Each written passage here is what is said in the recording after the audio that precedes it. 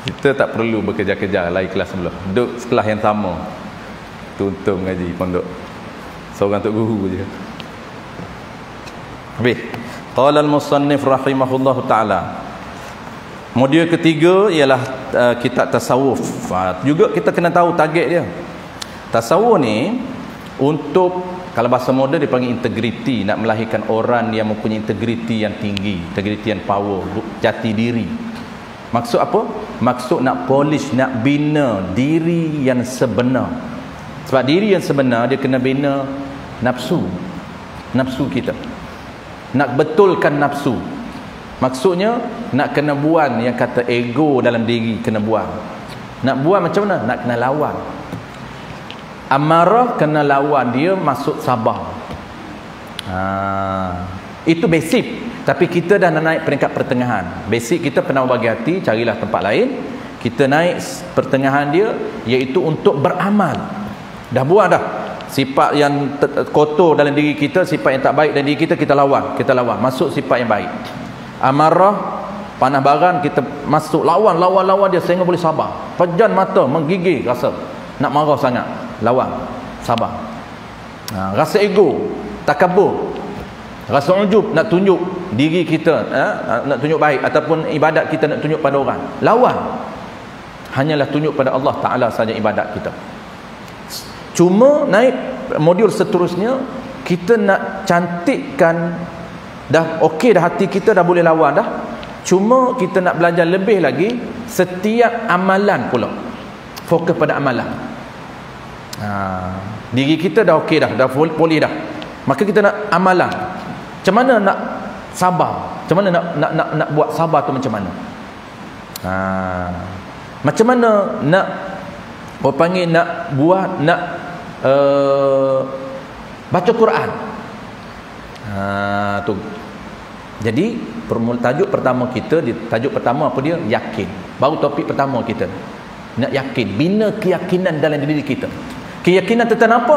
Keyakinan yang basic sekali ialah keyakinan kepada Tuhan.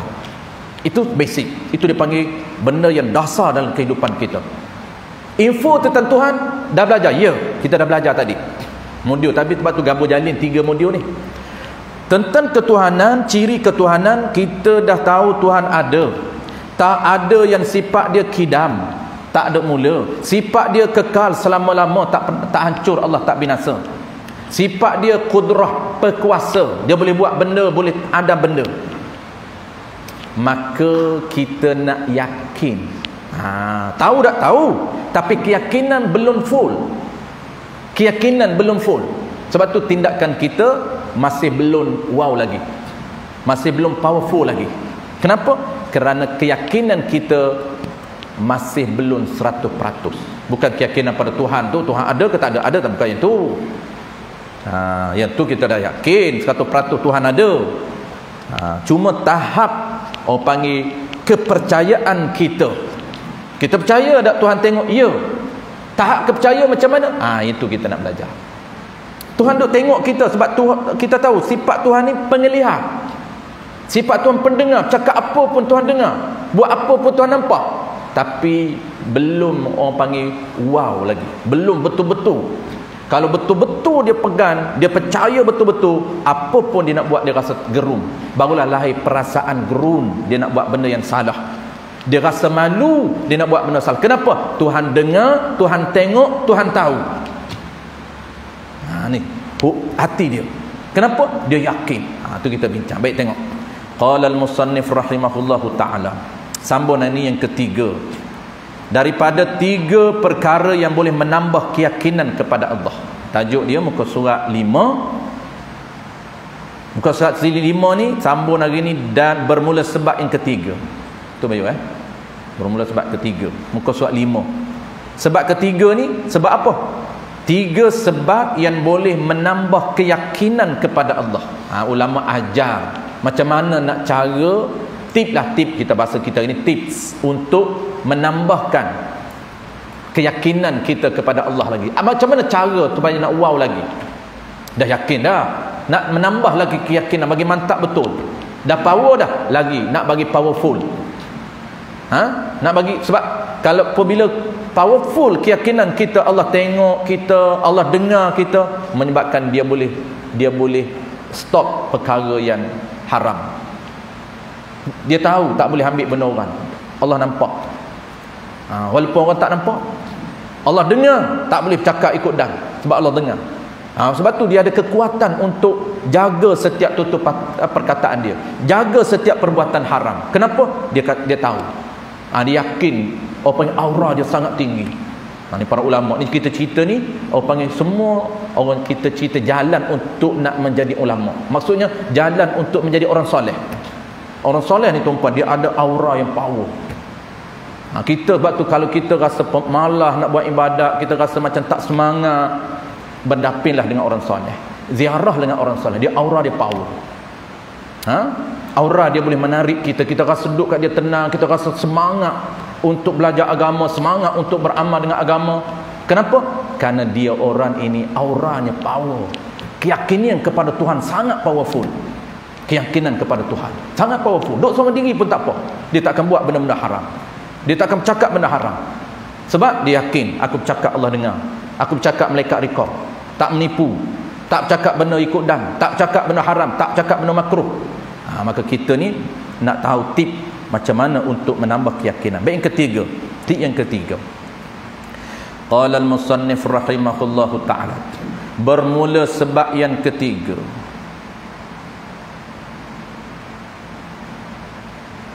Bukan yang ketiga, silap. Yang kedua. Tiga belum lagi. Yang kedua. Baru habis yang pertama baru. Bermula sebab yang kedua tu. Tu. Di bawah sekali muka surat 4. Qala al-musannif rahimahullahu ta'ala, bermula sebab yang kedua. Apa dia? Sebab yang kedua ni menilik ia siapa? Ia salik. Ia orang yang cuba berusaha untuk jadi orang yang sentiasa patuh ataupun ingat kepada Allah. Itu salik.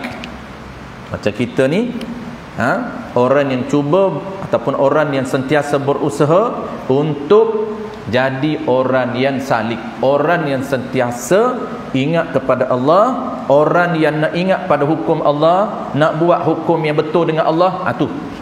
Tu salik. Orang nak beramal dengan syariat, amal yang betul, nak cuba ingat kepada Allah. Ingat ni banyak. Ingat dengan hati, ingat dengan perbuatan. Ingat kepada Allah ni perbuatan. Hati dia tak ingat, lidah dia pun tak ingat, tapi dia buat. Dia buat syariat. Duk mengaji ni dia patuh kepada perintah Allah. Dia buat dengan perbuatan. Hati oleh kerana kita baru berlatih, hati tak ingat kepada Allah. Hati tak teringat lagi. Tapi perbuatan dia buat perkara perintah yang Allah suruh. Orang ingat kepada Allah juga. Tu umumnya salik ni orang yang cuba untuk ingat kepada Allah. Ingat apa dia? Bukan ingat diri dia lagi, bukan ingat sifat dia lagi, baru ingat hukum. Ni cuba nak ingat hukum Allah Ta'ala, hukum wajib, hukum sunat, dan buat. Dan last sekali yang level tinggi, ingat kepada Allah. Ingat kepada diri Allah, ingat kepada ciri Allah. Tu orang level tinggi. Tu salik. Menilik ia salik dengan mata. Jadi melihat dengan mata. Tengok apa? Supaya dia tambah yakin pada Allah ni. Nak kena tengok.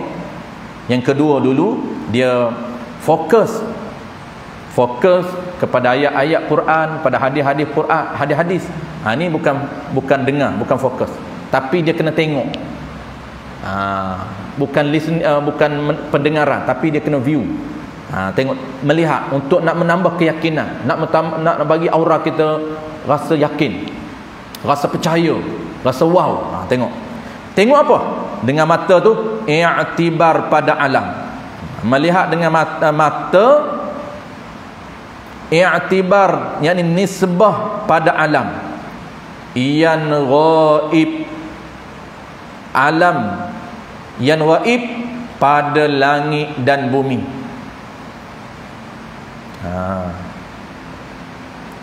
Tengok pada langit dan bumi, alam pada langit dan bumi ni. Kita tengok dengan mata hati kita, tetan apa dia? Tetan keajaiban. Tu gaib tu, benda yang kita tak nampak, benda yang benda yang pelik, luar biasa. Tetan keajaiban perbuatan Allah yang indah, yang luar biasa pada langit dan pada bumi, yang berada pada langit dan pada bumi. Sebab tu hukum dia sunat kita ziarah ataupun melancur. Asal melancur ni harus, asal dia melancur ni harus, travel mana-mana harus. Jangan tempat yang haram je lah, tempat yang okey harus, tapi niat, kena niat. Kalau nak bertukar sunat kalau kita nak melancur ke tempat yang boleh mengingatkan kita kepada kebesaran Allah, maksud tempat yang wow, tempat yang pelik, tempat yang cantik. Untuk apa kita tengok? Untuk kita, orang panggil, ada kaitan hati kita dengan ciptaan Allah yang sangat luar biasa. Tengoklah, pergilah melancur tempat-tempat yang pelik, tempat yang ajaib, tempat yang boleh menambah keyakinan. Sangat luar biasanya tempat ni, wow, hebatnya Allah. Tu nak menambah keyakinan lagi bahawa Allah ini sangat-sangat, orang panggil, hebat. Baru rasa kehebatan Allah Ta'ala.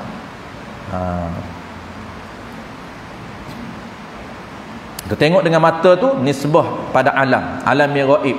Maksud alam yang gaib ni iaitu tetan keajaiban perbuatan Allah yang indah ataupun yang luar biasa di langit dan di bumi.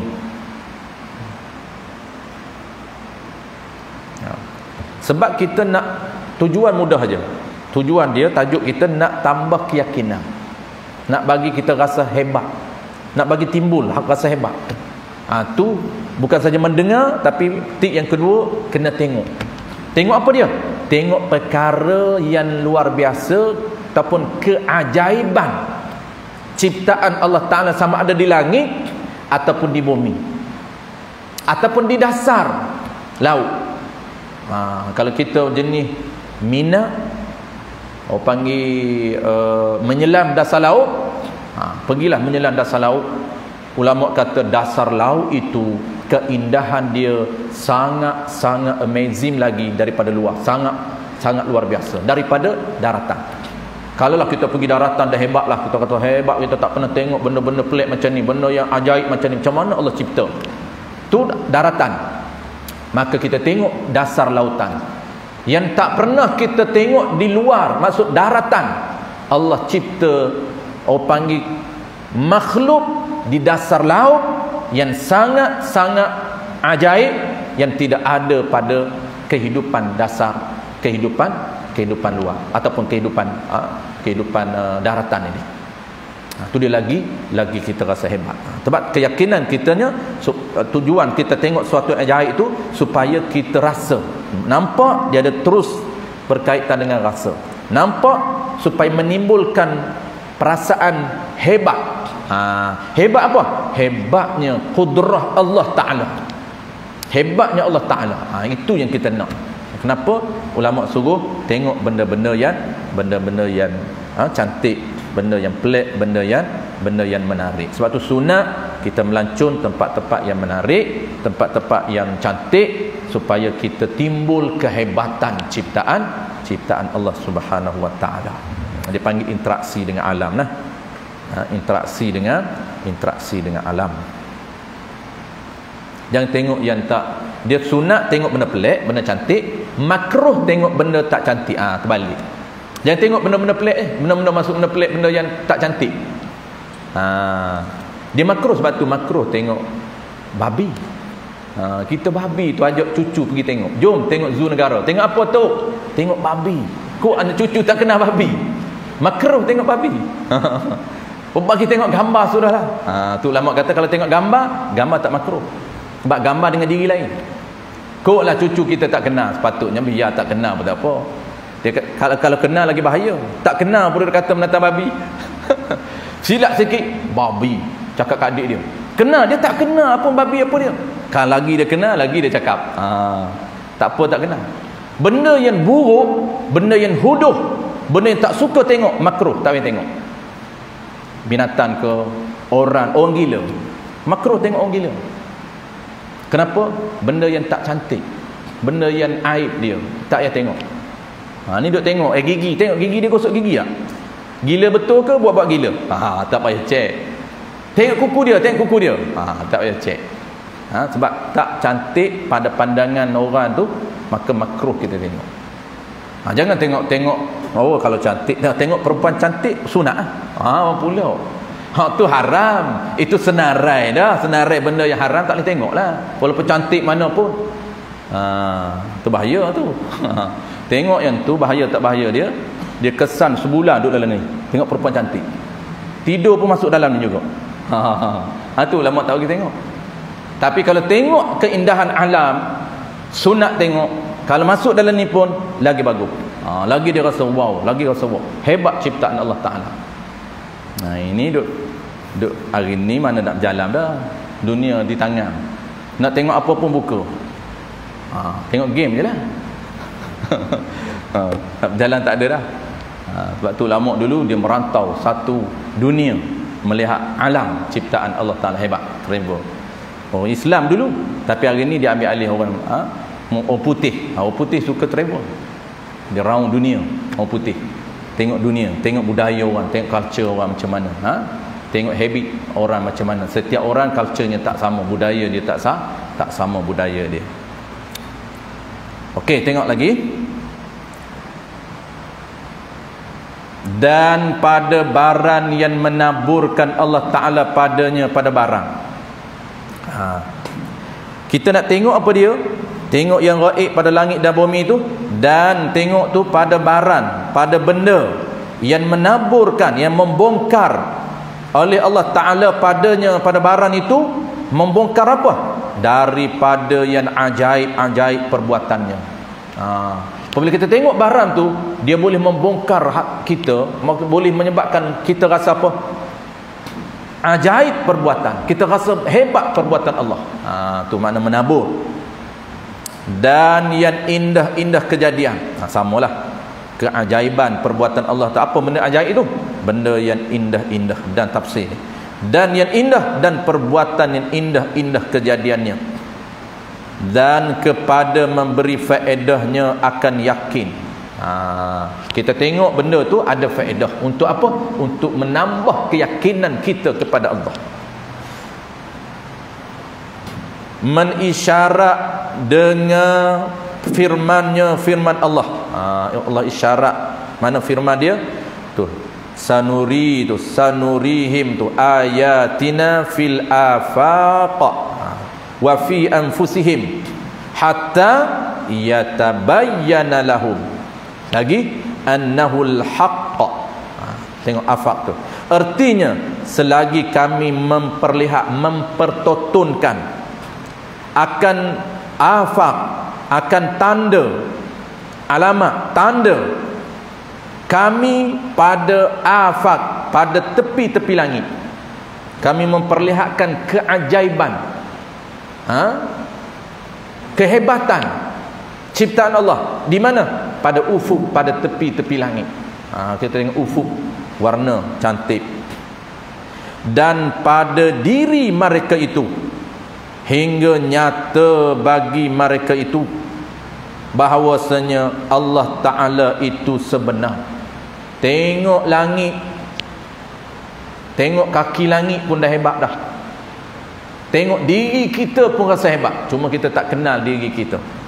Atau orang dulu tuan-puan, sains, ahli-ahli sains, dia kenal diri dia.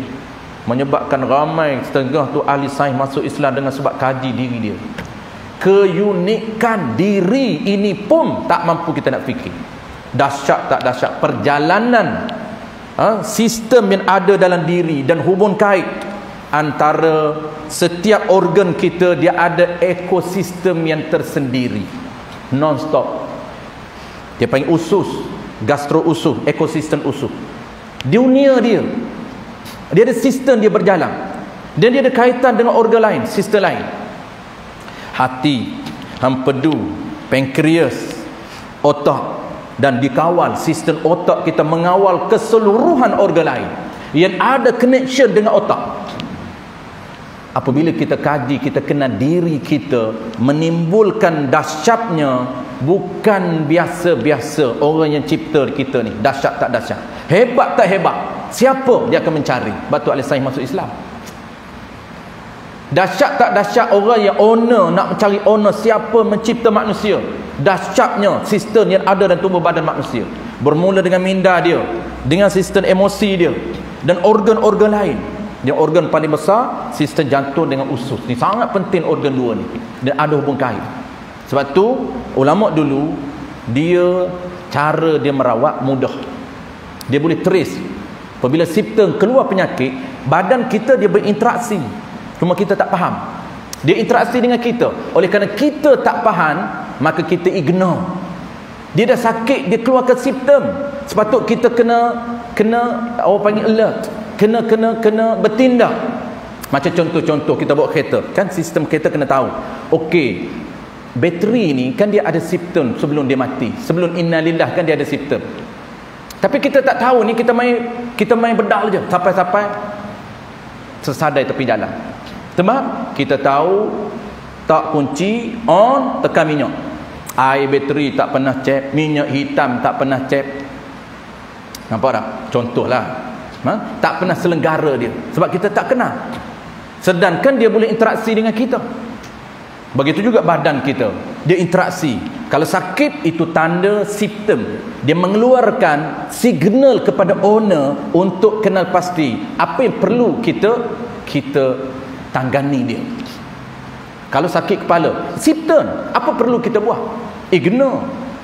Ada orang Panadol, itu je dia. Itu dia panggil, kita tidak ada wellness mindset, kita ada medicine mindset. Kita menyerahkan badan kita kepada doktor selepas era penjajah. Era penjajah, tuan-puan, kita dah ada ubat, dan kita ada doktor yang merawat kita. Sakit tak apa, makan apa pun, sakit pergi hospital, sakit doktor akan bagi ubat. Tanggungjawab diri dia letak sepenuhnya kepada doktor. Tu tanan penjajah, tanan diri kita ini sendiri dikontrol oleh doktor. Sebenarnya kita yang kawal diri kita, kita yang bertanggungjawab terhadap penyelenggaraan diri kita. Pening, kena tahu kenapa dia pening, apa sebenarnya badan kita beritahu kita. Tak cukup air, ataupun tak cukup rehat, ataupun ada nutrients yang perlu kita tambah, tak cukup. Kita menjaga, Allah Ta'ala bagi amanah setiap organ untuk kita selenggara dengan baik. Kena ada ilmu. Sebab tu dulunya, tuan-puan, masa saya belajar dengan Tunggu kata dulunya, sebelum Islam dipisahkan oleh penjajah dengan dasar pecah perintah, dipecahkan ibadat, dipecahkan muamalat, dipecahkan ilmu sains pemakanan, ilmu sains, ilmu matematik, dipecahkan. Ada ilmu dunia, ada ilmu akhirat. Sebelum era penjajah tidak dipisahkan. Tuan Bu, saya kata dulunya orang kita belajar sains pemakanan, cuma tak namalah sains tu, tapi nak belajar ilmu pemakanan, ada kitab pemakanan. Saya sempat belajar kitab pemakanan. Tapi tak ada lah nama magnesium, kalsium, mineral, tak ada lah nama. Itu baru, istilah baru. Tak ada lah vitamin B1, B2, B3, B kompleks ada 7, apa B1, B2, B3, B6, B7, B11, B12, apa, tak ada dalam kitab dulu. Itu sistem baru, itu nama-nama baru, tapi ilmu dah ada. Sehingga orang kita, diri dia pun tak boleh selenggara, diri dia pun bagi orang lain selenggara. Nampak tak? Itu ilmu kita, ilmu Islam. Jadi nak wow ya, keyakinan kepada Allah, rasa hebat Allah cipta, kena kenal diri kita. Diri kita Allah Ta'ala cipta sangat-sangat luar biasa. Otak kita sangat-sangat luar biasa. Usus kita sangat-sangat luar biasa. Usus ni, tuan-puan, dia ada ekosistem dia. Kena tahu selenggara usus. Batu mudah saja, apabila dia keluarkan simptom, kita tahu penyakit apa. Kita tahu, kita sendiri doktor, kita adalah doktor kepada diri kita. Kita tahu kalau angin, apa punca dia. Fiber tak cukup, serat tak cukup, bakteria baik tak cukup. Itu dia punya simptom. Dia akan keluar simptom. Lahirlah penyakit gastrik, itu dah penyakit dah, bukan simptom dah. Dia penyakit. Sebelum penyakit dia keluar dulu simptom. Dia akan bagi signal pada kita. Kita ignore lah, kita tak tahu pun. Duk hantam lagi badan kita, duk jalan lagi. Dia signal, so bagi rehat. Tu orang panggil orang yang tak kenal diri, tak mampu untuk amanah. Tak mampu untuk orang panggil jaga organ dia mengikut perintah Allah Ta'ala. Tu dia lanyak ikut dan tu. Lanyak ikut dan. Nak berubat lah. Paling mudah tu pun. Tak buat macam ni lagi dah. Berubat je lah. Habis wallahu a'lam. Kita berhenti kat mana? Ada gitu. Habis. Baik, bermula sebab yang ketiga wallahu a'lam. InsyaAllah tuan-tuan kita akan belajar minggu depan. Minggu akan datang. Minggu yang kedua kita sambung bermula sebab yang ketiga, bahawa beramal ia atas yang dituntut baran yang beriman ia dengan dia pada zahir dan batin wallahu a'lam.